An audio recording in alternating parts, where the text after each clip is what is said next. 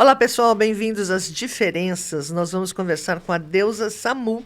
Ela é muito espiritualizada, é psicóloga clínica e hospitalar. Ela é palestrante, comunicadora e pós-graduada em tanatologia. Olá, bem-vinda, deusa. Obrigada pela oportunidade. Vamos que Nós que vamos. agradecemos. Nós vamos falar sobre autismo e espiritualidade, entre outros assuntos, mas antes eu queria que você contasse um pouquinho sobre a sua trajetória até chegar à psicologia. Por que psicologia? Pois é, né? A gente costuma não acreditar em acaso, né? Deixa assim? Então, eu ia fazer psiquiatria. Mas aí nasceu meu primeiro filho e eu fiquei pensando que ficar o dia todo na faculdade não ia rolar, sabe? Então eu fui para psicologia e hoje eu fico pensando que foi melhor. Que tem tudo a ver comigo, né? Infelizmente, hoje em dia, com todo respeito à área da psiquiatria, mas está muito voltada para a questão medicamentosa, né? Para os psicofármacos. E a psicologia investe muito mais, né? Na psi, na mente, na alma. E eu acho que como tudo é dentro... E nada é fora. Pois é, tudo é dentro. Inclusive, Jesus disse isso, né? Lá em Lucas 17, 21, que nós estamos procurando o reino dos céus fora, mas eis que ele está dentro de nós, lembrando que reino dos céus é um estado de consciência, né? Então, esse estado de consciência, certamente remédio nenhum de fora para dentro vai nos levar a ele. Eu acho que só mesmo nós nos oferecendo um espaço para nós nos conhecermos, encontrarmos esse sentido da vida e vai que é tua, Tafarel. Quais são os sinais de depressão em autista não verbal? Então, Rafa, é muito importante a gente pensar independente do rótulo, né? Quando a gente rotula autista, esquizofrênico, não sei o quê, bipolar, Down, não sei o quê, a gente está priorizando o rótulo e esquecendo que ali tem uma pessoa, né? Então, quando a gente pensa em pessoa, existe uma parte que é generalizada. Então, quando eu olho para alguém, eu penso, é homem, tem tal idade, deveria torcer por um determinado time, deveria já tá fazendo faculdade, sei lá, tem toda uma parte sobre aquela pessoa que é geral. E tem a outra parte que é singular, né? Então, quando a gente pensa em autismo, já existe uma questão de reclusão natural, entende? Sim. Então, para a gente perceber a depressão no autista, dependendo do grau também, porque a gente tem que pensar, né, nessa questão, eu acho que é muito mais... tem muito mais a ver com alguém que tenha um convívio mais intenso com ele, entende? Sim. Porque, por exemplo, quando você vai no pediatra, né? Se você tem um filho, criança, você vai no pediatra, em determinados aspectos você sabe muito mais que o médico. Sim. Porque é você que está com ele, né? 24 horas por dia. Sim, eu estou atendendo, Rafa, uma mãe, né, que perambulou com a filha aí, buscando descobrir um problema que a menina tinha relacionado à garganta, relacionada a deglutir, né? E os médicos falavam em outra coisa e ela falava, gente, o filho é meu, eu que vejo, eu que sei da rotina dele, eu que estou percebendo onde que está Bem isso. né? O bagulho. Não é, Rafa? Sim. Então, esse convívio mais intenso de quem está ali assistindo, participando, é que vai dar o tom, entende? Opa, ele está mais diferente do que seria o esperado. Ele está dando sinais de que, entende? Tem alguma coisa aqui que precisa ser visto. Mas eu acho que a gente tem que evitar, né? Tira o rótulo e prioriza a pessoa com as suas peculiaridades. Sim. Como o espiritismo explica a reencarnação de uma pessoa com autismo? Então, seria... não seria bacana da minha parte se eu afirmasse qualquer coisa. Então, a gente tem que pensar... Quando a gente pensa em termos reencarnacionistas, a gente tem que considerar sempre que cada caso é um caso, não é? E nós estamos encarnados num planeta de provas e expiações, né? Nós estamos num patamar, segundo André Luiz, que nós já podemos escolher as nossas provas, não é? Então, a gente pode, por exemplo, supor, veja, é uma suposição, tá? A gente pode supor que alguém que, de repente, não usou devidamente a sua inteligência, a sua capacidade intelectual, ela vem um tanto presa nesse estado que é muito mais psicológico do que prático, para repensar isso. Existe ali uma espécie de prisão para que ela repense sobre isso, porque a inteligência de qualquer pessoa com qualquer tipo de psicopatologia, ela está sempre intacta, sempre. Não é? Espiritualmente, né? Então, sempre intacta. Sim. Então, a gente precisa pensar nisso. Todos nós estamos num planeta de provas e expiações, porque, do ponto de vista evolutivo, é esse o nosso patamar neste momento. Né? Então, grosseiramente falando, não tem nenhum anjinho. Sim. Né? Todo mundo aprendendo, cada um no seu departamento. Né? Sim. Sim. Eu já ouvi dizer que os autistas são seres extremamente elevados espiritualmente, mas também já ouvi dizer que não são tão elevados assim. Olha, eu não diria que são extremamente elevados espiritualmente, porque aí a gente estaria indo contra essa questão que a gente estuda de planeta de provas e expiações, né? Sim. Eu diria que são espíritos vivendo provas e no planeta certo. Porque se tivesse em outro, estaria no planeta errado e Deus não erra. Pior né? que é verdade, Deus. Então, estamos no planeta que precisamos, no planeta condizente com o nosso estágio vibracional. E a gente precisa lembrar que Deus não é um velhinho sentadinho com um caderninho com Faber-Castell na mão escrevendo, entendeu? A gente precisa lembrar que Deus, ele é o Senhor dos mundos, o Senhor supremo de todos os seres. A inteligência suprema, causa primeira de todas as coisas.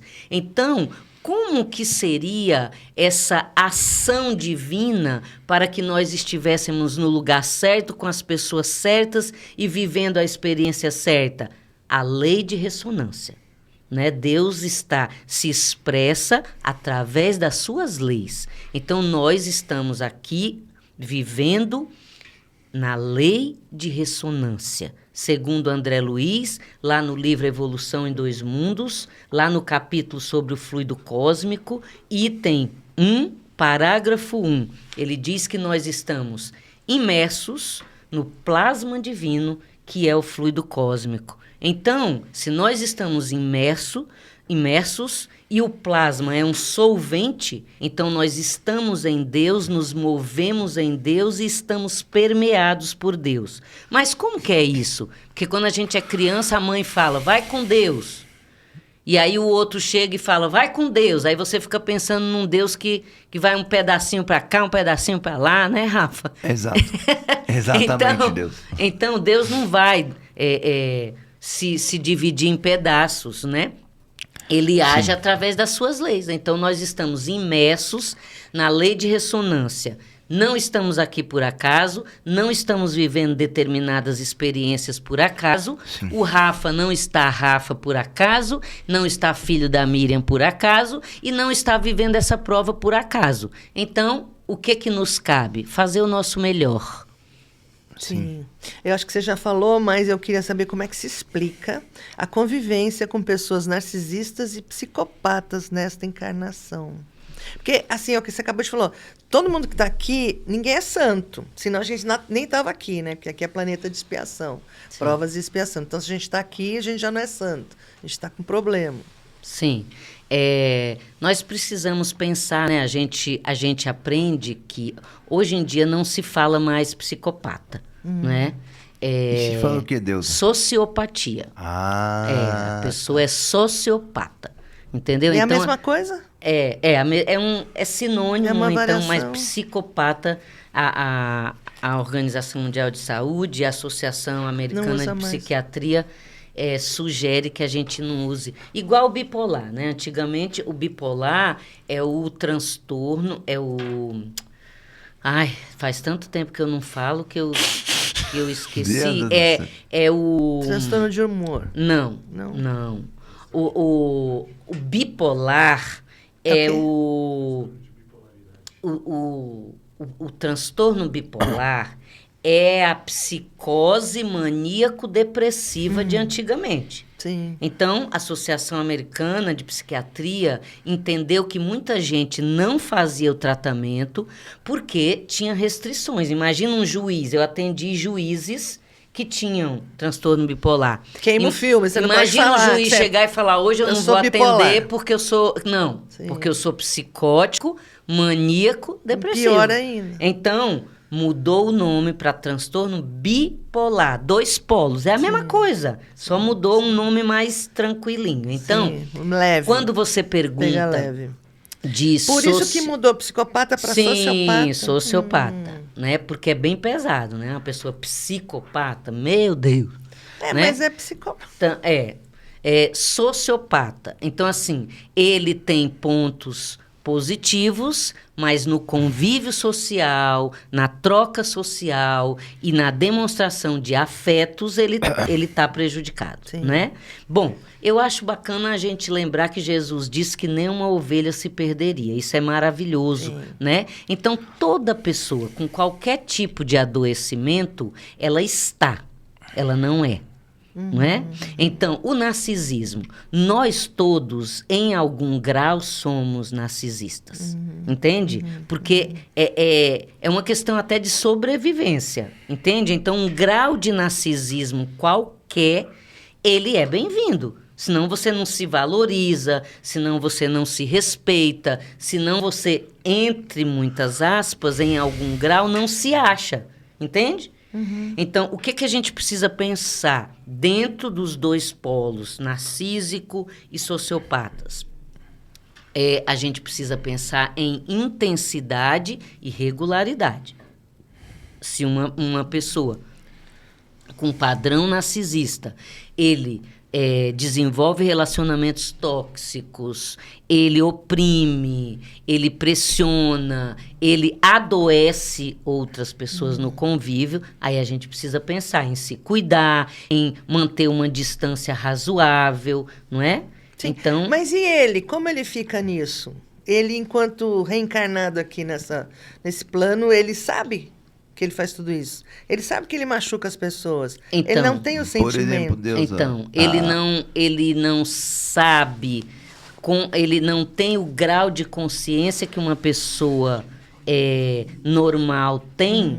Eu vou até colocar normal entre aspas, tá? Porque de perto ninguém é normal. E de Pior que mais é verdade. perto ainda, todos nós somos potencialidades divinas, né? Então, existe um livro chamado Deficiente Mental Porque Fui Um. É bem interessante eu esse li. livro, né? Então, na verdade, Miriam, a pessoa ela está embotada, não é? Ela sofreu muito, ela traz marcas, ela foi rejeitada. Então, tem um nível de embotamento que seria a doença dela. E aí ela não consegue... ela vai precisar de várias experiências e de muito amor, não é? Olha só, uma mãe que vira para o filho e fala assim, nada do que você faça vai mudar o meu amor por você. Sim, Isso mas ele cura. fica testando. Isso cura, pois é.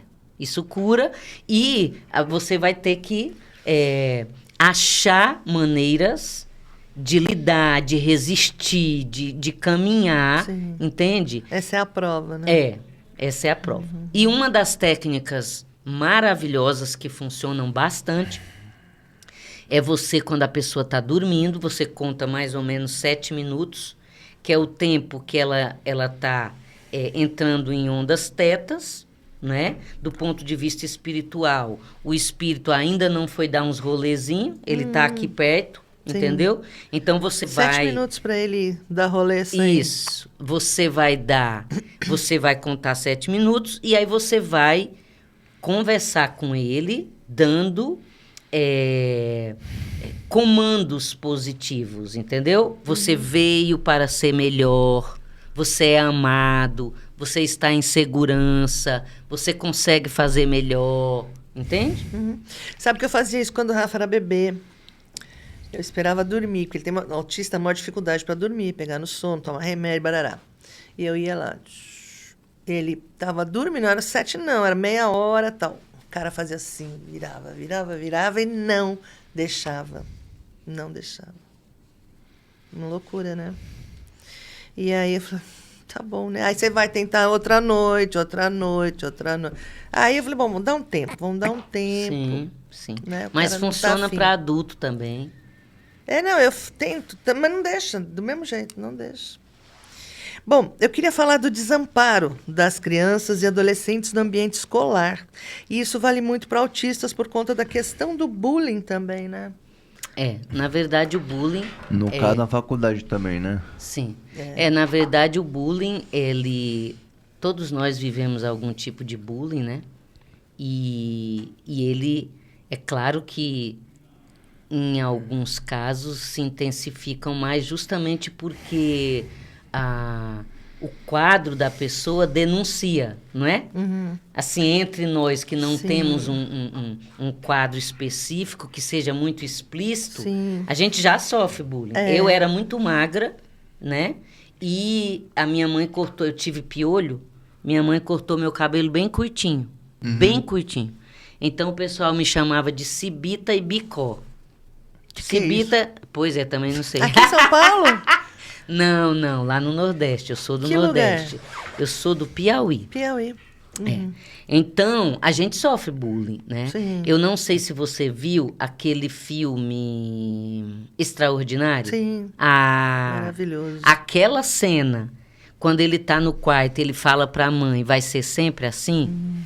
E a mãe vira e fala assim, não sei, mas uma coisa eu te garanto, você sempre vai ter a gente. Lindo, né? Então, assim, o que precisa, tanto na escola quanto na família, no convívio em geral, né? Justamente essa conscientização, né? Certa vez eu estava atendendo uma menininha que ela estava sofrendo bullying e eu conversei com ela. Eu falei para ela, o que você gostaria que a gente fizesse? O que você acha? Aí ela disse assim, que você conversasse com todos os alunos lá, que você marcasse. Sim. E que você conversasse. Porque todo mundo tem alguma questão. Sim. Né? Ela falou do jeitinho dela. Sim. E aí eu marquei uma reunião com os alunos e fiquei falando de se colocar no lugar do outro. Então, esse tipo de proposta, eu acho que ajuda, né? Sim. Porque a gente tem que estar o tempo todo, eu falo para os meus adolescentes, ficar online, né? Sim. Fica online entre aspas, né? Não é online Sim. na internet, é online, fica ligado, ao vivo, fica ligado. Fica ligado. Com certeza. A gente tem que ficar, Sim, pra gente não pisar todo. na bola. A vida inteira. O tempo né? todo, né? Isso mesmo. Psicólogo na escola é fundamental? É necessário, imprescindível, urgente, para sempre. Sim. Porque a gente não cria filhos, a gente cria galinhas. Filho a gente educa, né? E tem muitos pais que acham que é a escola que vai educar. Exato. Não, a escola não vai educar. Mas a escola vai oferecer aí a questão do conhecimento, né? o desenvolvimento intelectual. E nós, pais, nós temos que cobrar da escola esse complemento daquilo que você entende que é a melhor educação e que é a melhor pedagogia, não é? Sim. Acho que com os psicólogos nas escolas não haveria tanto bullying. Seria uma forma que você acabou de falar. Você conversou com a E pacientezinha, também não a haveria criança. tanto bullying, eu acho, não sei. Sim, E mais educação também, de certa forma. sim. Sim. Sim, porque a gente olhar para o outro, né, Rafa, como uma pessoa, um irmão nosso, Sim. não é? Se colocar no lugar do outro, entender quando o outro, porventura, esteja mais irritado, de repente o pai dele está desempregado, de repente os pais estão se separando, de repente a avó morreu, sei lá, entendeu? Então entender que às vezes alguém vai estar chamando atenção por alguma razão, entende? Por que a gente não aprende na escola os sentimentos? Felicidade, alegria, tristeza, raiva. A gente não sabe, né? Pois Você é. sente tristeza, por Pois quê? Não sei o que eu estou sentindo. O que aconteceu? Daí você tem que fazer conexão. A menina não quis brincar comigo, Sim, né? sim, Me rejeitou. Sim. Rejeição, Não, e às vezes você abandono. nem sabe o nome do Não que você sabe está nada, sentindo. exato. E olha só, pior ainda, você chega em casa, aí você tá com ódio do Pedrinho, querendo esmagar o Pedrinho, e aí sua mãe fala assim: tire isso de dentro de você, né? Então, assim, meu Deus, então o que eu tô sentindo não pode, mãe. Então, ninguém sente, só É eu. O feio. que é isso, né? Então, assim, seria maravilhoso se tivesse na escola, né? Lembra, não sei se você é dessa época, eu não sou, mas minha mãe me contou. A gente é tudo novinho aqui, Deus. Que tudo tinha novinho. educação moral e cívica. Sim. Pois é. Então você aprendia algumas posturas, alguns comportamentos. Gente, não ter psicólogo na escola é triste demais, né? É triste demais. Sim, e a gente, nessa era, é inadmissível não ter um psicólogo numa escola. Antigamente também, a gente era tudo Sim, ignorante, as gerações sim. passadas, ninguém tinha conhecimento, tinha nada. Mas hoje, como assim não eu tem? já estudei na... Como é que chama? Esqueci o nome agora. Escola? Na escola lá Coeridomo, escola? Não da prefeitura. Cieja, Cambuci. Seja Cambuci. Foi a mais Onde? legal? Eu não sei se foi mais legal, mas toda hora eu saía da sala, porque toda hora vinha muito travesti em cima de mim. Como assim em cima de você? Pra usar banheiro, eu não podia usar banheiro tranquilo, como eu uso o da minha casa, como eu uso o das pessoas, dos lugares, vamos dizer assim. Do meu pai lá, do meu pai eu uso tranquilo, sem pressa, tipo. Entendeu? Mais ou Sim, menos. mas foi uma época que ele foi transferido para essa escola, o Seja, muito legal por Ou seja, sinal. daqui. Cambuci, só que eles começaram a adotar homossexuais, né? Trans tal. E aí, o problema do banheiro foi uma coisa muito recente, foi logo no comecinho. E aí ele ia no banheiro e não queria mais ir, por causa das meninas, né? E é uma coisa que a gente está enfrentando até hoje nas Olimpíadas, né? A menina Sim. que não é menino. Tudo isso faz parte, acho que, da educação, né? A gente começa desde esses sentimentos, porque eles também se sentem rejeitados, porque querem ser meninas, mas são meninos, mas se sentem meninos, enfim, toda essa confusão. E o Rafa sentia muito essa questão de ser assediado. E claro que havia uma coisa que não podia ser assediado, né? Uma escola. Mas aí começou a entrar num esquema ali, ele não se sentia legal, acabou saindo da escola. Mas era isso que você queria falar? Que você não se Exato. sentia confortável? Sim, sim. E a gente também não sabia como falar. Porque como que você vai falar sobre essas pessoas estão invadindo minha privacidade, né? Mas, ao mesmo tempo, são pessoas que também precisam estar lá estudando, querem pertencer, né, a alguma classe. É bem difícil, não tem como não ter um psicólogo. Sim. Na escola, né? Sim. Deveria ter feito todo um preparo antes de colocar as pessoas. Falou, vai vir gente aqui, assim, assado. Eles vão usar o banheiro, tudo bem eles usarem. Enfim, não sei, Sim, né? Sim, sim. Enfim. É uma cultura, né? É uma cultura que às vezes pode começar na família, mas que na escola é imprescindível. Sim. Né? De dizer o que está acontecendo, Exato. de explicar, sabe? Vai tomar vacina, por exemplo? A sua mãe pegava no seu braço e explicava? Não. É. Catava você e levava, Põe você o ficava braço lá. apavorado e aquela mulher enfiando a agulha e você, entende? Então, hoje em dia, não dá mais para você. Você vai lá, pega a criança e explica. Olha, você vai lá, você vai tomar um remedinho, pode doer, pode chorar. Se você não tomar, você pode ter um dodói muito grande, entendeu? E aí a criança vai com outra postura, entende?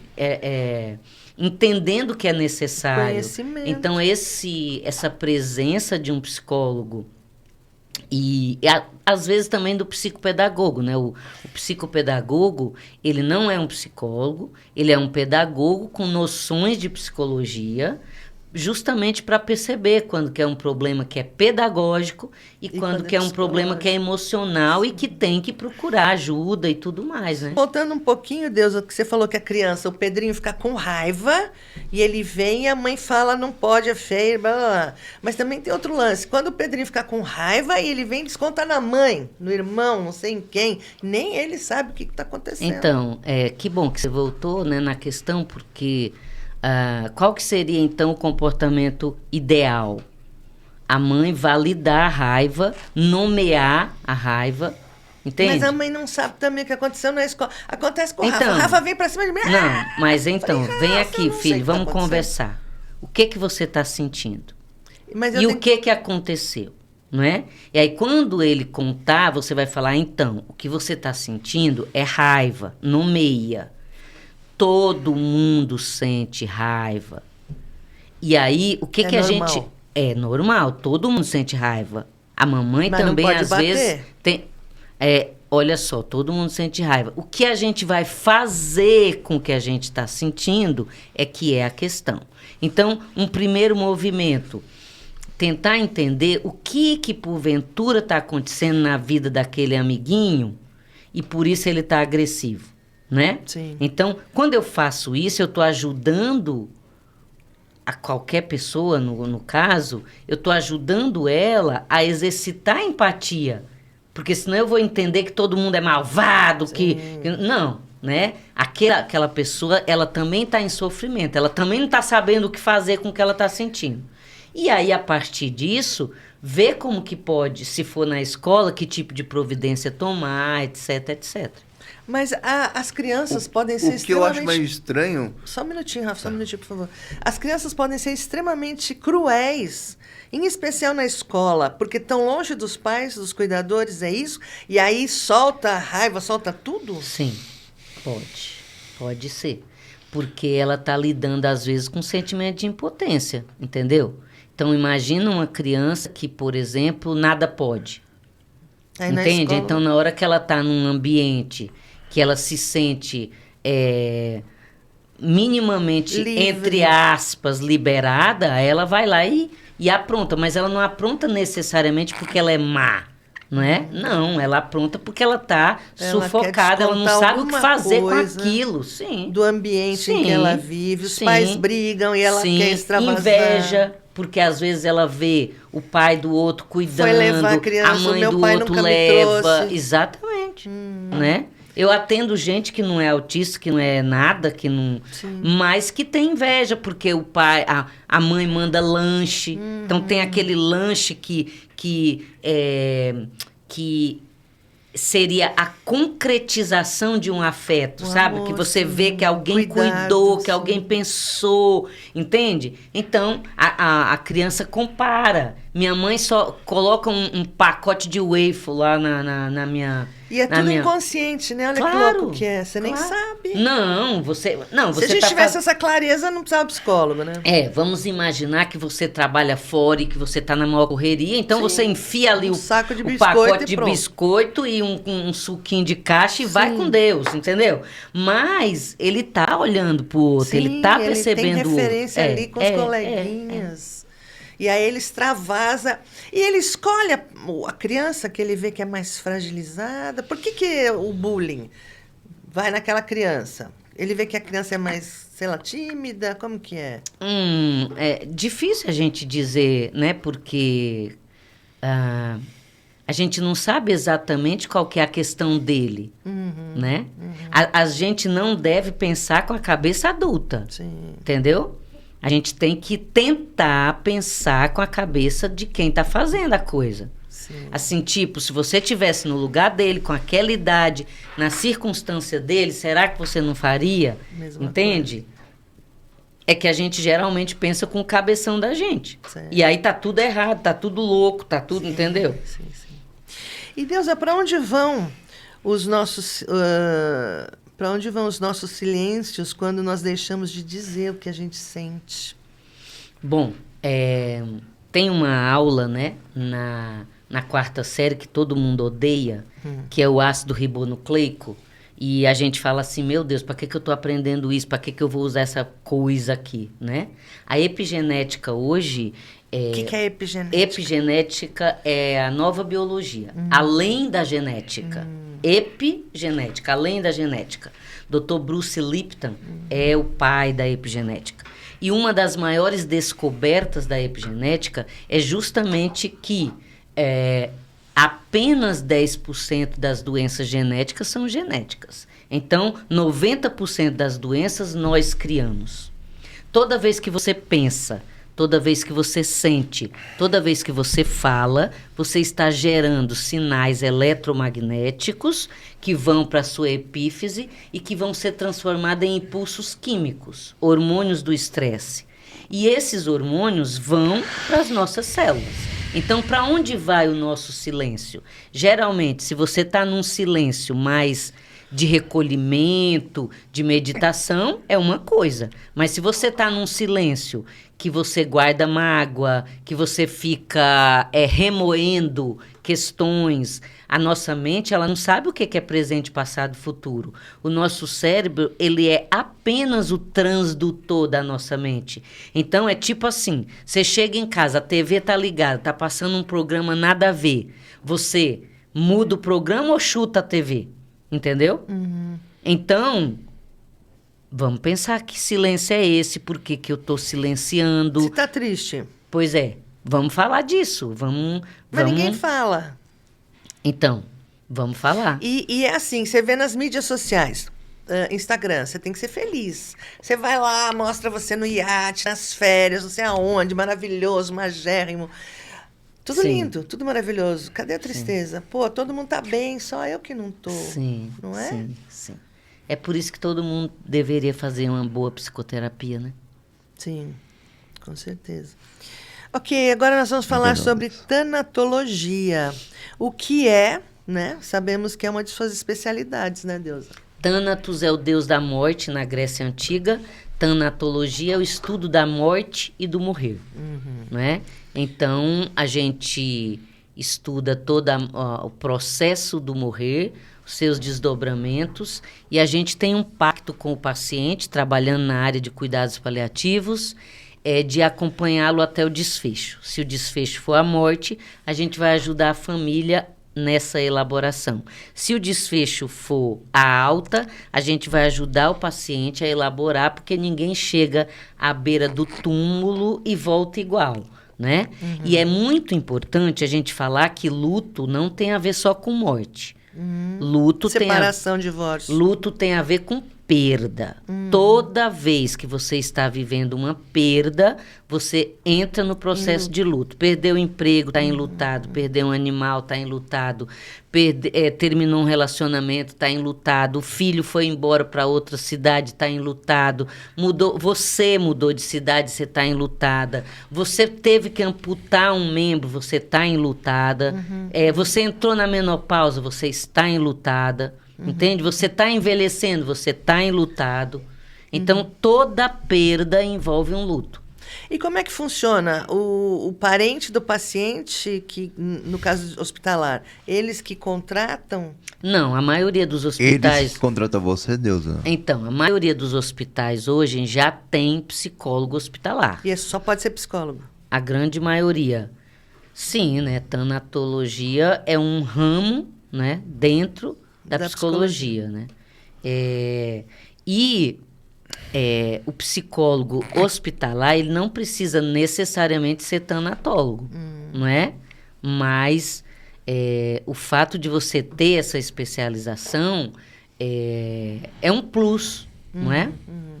E qual foi, na sua experiência, o caso mais impactante que você pegou, assim, nesse sentido de estar com o paciente e ele está, tipo, já à beira da morte? Olha, como diria Roberto Carlos, muitas emoções, né? Então, Sim. mas Muitas emoções mesmo. eu acho que eu não vou falar de um mais impactante. Eu acho que eu vou falar 2 fatores muito importantes. O primeiro, a frase que eu mais ouço nas pessoas que estão prestes a morrer, a falecer, a desencarnar, como a gente fala, a frase que eu mais ouço é "não deu tempo". Então, é muito importante que a gente entenda que o tempo é uma concessão, né? Que Deus nos dá. A gente vem para cá, a gente não sabe. Aquelas pessoas que faleceram no avião a semana passada, tinha algumas pessoas ali que estavam cheias de projetos. Tinha uma das moças que estava indo participar de um concurso em Fortaleza, né? Então, assim... ninguém estava pensando que, de repente, iria mudar de lado. Sim. Entende? Então, assim, é preciso que a gente entenda isso, né? Que tudo que a gente tem é muito bom, mas tem data de validade. Então, a gente precisa ficar esperto e investir no essencial, né? Perdoar o irmão. Tem gente brigada por causa de política. Tem gente que não fala com os irmãos por causa de futebol. Sim. Tem gente, entende? Então, assim, por causa de religião, Sim. não é? Então, assim, eu entendo que seria muito importante pensar nisso. E outra questão, eu trabalho em grandes hospitais particulares. Então, assim, muita Por exemplo, gente... Santa Catarina, você se chama lá, você trabalha lá também. eu sou terceirizada, então eu vou onde me chamam. Tá. Só pra te dar um exemplo. A maioria dos pacientes desses lugares são pessoas de muitas posses, né? Então, eu vejo muito as pessoas confundirem a própria identidade com aquilo que elas têm, né? E aí, naquele período que elas estão ali, acontece verdadeiras epifanias. O que são epifanias? Tudo aquilo que divide a sua vida como se fosse um marco, antes e depois, não é? Então, teve uma frase, você sabe que eu publico livros, no meu 10º livro, eu publiquei um caso, os meus livros são casos clínicos, cada página eu conto um caso que eu atendi e proponho reflexões, né?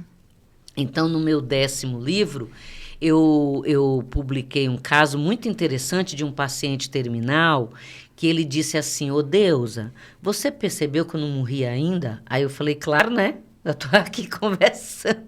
Aí ele falou: "Não, é que o médico falou que eu só ia ter aí no máximo 2 meses. Já passou de 2 meses." Eu falei: "É verdade."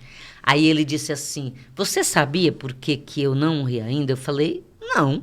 Ele disse assim: "É porque eu estou aprendendo a descer das montanhas e andar nas planícies." Para quem está assistindo o podcast e não entendeu, quando ele entrou no hospital, ele se achava. Muito importante, muita grana, importante. muito Ele tudo, não poder. falava com os enfermeiros, ele só falava com os médicos. A moça da limpeza era invisível, né? E aí ele começou a fazer as reflexões dele, né? E aí eu brinquei com ele. Eu falei: então, eu que acredito na vida, que a vida continua, né? Que ninguém morre. Aproveite então as suas reflexões, já desencarne e permaneça nas planícies, que é para você vir melhorzinho. Voltar melhor. Né? Sim. Mas assim, você falou do tempo, faltou tempo. Mas o que eles sentem mais, assim, o que eles descobrem além da falta de tempo? Tipo, você tem que ter prioridade. Ficar com seu filho, sei lá, essa bobajada de brigar por causa de política, de religião. Isso é muito, muito importante. Mas do que mais eles sentem falta? Falam, putz, eu devia ter feito sei lá o quê. Sim, mas é isso. Sempre é isso. É sobre o essencial, entendeu? Então, geralmente, quando o paciente está na área de cuidados paliativos e a gente sabe que a contagem está regressiva, né? A gente faz DAV. O que é DAV? Diretivas Antecipadas de Vontade. Então, eu vou conversar com ele e eu pergunto, como que eu posso ajudar você? Tem algum segredo familiar que você gostaria de trazer à tona? Tem alguma pessoa que você queira pedir perdão? Tem alguém que você queira perdoar? Você quer ver seu cachorro? Quer ver seu gato, né? Tem hospital que não aceita.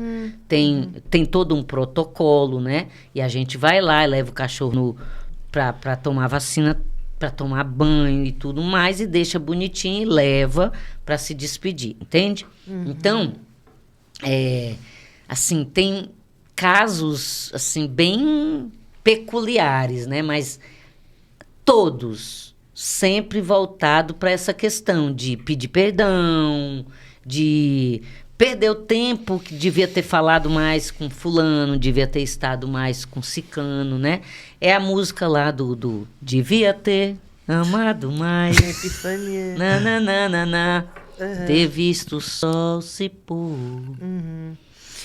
Tem alguma coisa mais importante que você queria falar sobre isso, nesses casos?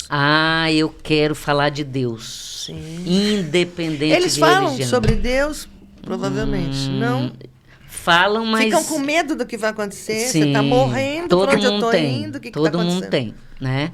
Eu estou aqui com uma gravação de um áudio de uma paciente, 32 anos, que faleceu há 2 semanas, e ela é exceção. Ela estava bem, ela estava tranquila e ela estava preocupada só com quem ia ficar, né?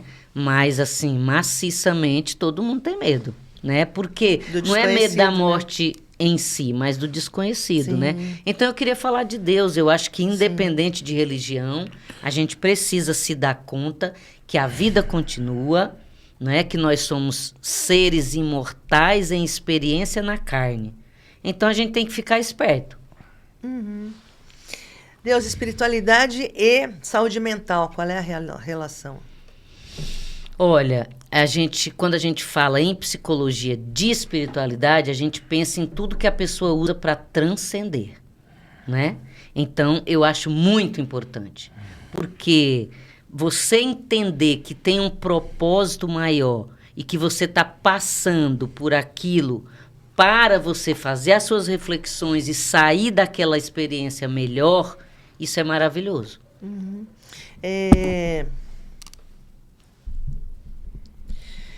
Às vezes dá a impressão que seria melhor não ir a um velório, tipo quando você perde um ente muito querido, um filho, por exemplo. Eu acho que eu não daria conta disso. Seria melhor mesmo não ir a um velório, eu tenho que fazer essa passagem. É ritual fazer essa passagem. O velório, Rafa, é uma parte muito importante da elaboração do luto, porque é a concretização do fenômeno, né? Não se deve obrigar ninguém a ir ao velório, mas é importante que Se não for, depois você vai se arrepender porque não foi. Não isso, mas você pode desenvolver paranoias, né? Por exemplo... Tipo, achar que não morreu. Achar que não morreu, ir para a porta do hospital e ficar esperando a pessoa, né? Então, você pode desenvolver paranoias. Que conselho você... E se conscientizar que é o corpo que está ali. Entende? Como assim? Eu tô indo lá ver o corpo que a pessoa usou. A pessoa não acabou. A pessoa vai continuar a trajetória dela. O espírito, né? Aí é querer demais também, né? Tem que ter uma... Mas é por isso que a gente tem que... Uma escolaridade espiritual. Então, mas é por isso que a gente tem que se conscientizar e dar o nosso exemplo para os outros para continuar e para ajudar quem partiu. Né? Sim. O meu filho está muito bem, meu filho está trabalhando, continua os estudos dele, recebi 2 ou 3 psicografias maravilhosas, entendeu? Então, eu tenho que ficar contente quando a pessoa fala, ai, seu filho morreu. Não morreu, foi difícil, foi duro, foi foi uma perda muito significativa, mas ele está bem, ele está vivo, ele continua e um dia a gente vai se encontrar. Espero que demore bastante. Foi por isso que você foi pro kardecismo, não? Não, Nada já a ver. era. E ele era bem pequeno, não? Sim. E foi o Tinha quê? quantos Um anos, acidente? mais ou Coração. menos? Infarto. É. Ele tinha um problema congênito, né? Então ele fez várias cirurgias e... E que conselhos você daria para as mães que estão em luto, que perderam um filho recentemente? Que viva seu luto, um dia de cada vez, que busque um suporte, que ela não está doente, porque tem gente que quando a pessoa está em sofrimento, enlutada, vamos levar no psiquiatra. Não, ela não está doente. Ela está enlutada e ela precisa elaborar o luto dela.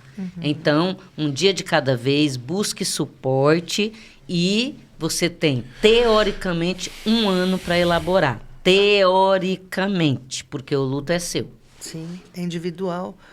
De pet também, de cachorro, tudo. Qualquer luto. E que dicas você daria aos pais de pessoas com deficiência e transtornos, pessoas com autismo, Down, doenças raras, enfim? Ame o espírito que está ali. É um espírito que está num corpo com algum tipo de limitação, mas com potencial divino. E mesmo que ele esteja inconsciente, ele sente. Então, o que você faz, a sua dedicação, a sua entrega é o que vai ficar registrado nos refolhos da consciência espiritual que está ali. Então, se a bola veio para você, é tua. Se você recebeu um filho Down, autista, é seu. Sim. Não está errado, não tem nada de engano ali. Sim. É com você mesmo o Ele não negócio. ele não é Down, ele está Down. Ele está. E você vai apostar no espírito imortal que está ali. Deusa, deixamos de falar alguma coisa importante? Não, porque você me permitiu falar de Deus, então É o mais isso importante. é o mais Isso é importante. mais importante sempre. Sem dúvida. Sem dúvida. E então queria que você deixasse seus contatos para as pessoas interessadas, falar dos seus livros, Telefone. mídias Então, sociais. é só entrar no meu @deusasamu lá no Instagram e já tá bom. Porque lá vai ver minha agenda, vai ver onde que eu vou estar, vai pedir livro e a gente, ali tá tudo. Então, nossos agradecimentos à psicóloga, tanatóloga e palestrante Deusa Samu. Muito obrigada por participar aqui do podcast Papo Inclusivo. Obrigada a vocês pela oportunidade. Obrigada, Rafa, por estar conosco lá, né? E a gente sempre aprende. Tamo junto. Obrigadão. Obrigadão.